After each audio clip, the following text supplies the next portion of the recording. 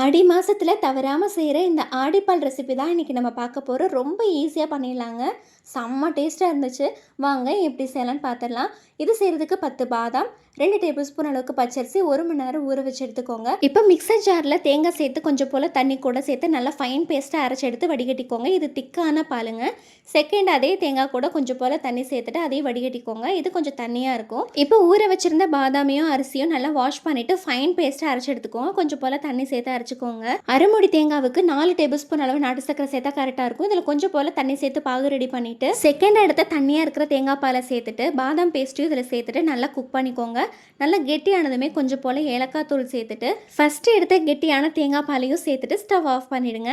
இப்போ முந்திரி திராட்சை இதெல்லாமே நெய்யில் வறுத்துட்டு அதையும் சேர்த்துக்கோங்க. இதெல்லாம் சேர்த்து சூடாக சாப்பிட்றப்போ அவ்வளோ டேஸ்ட்டாக இருந்துச்சுங்க.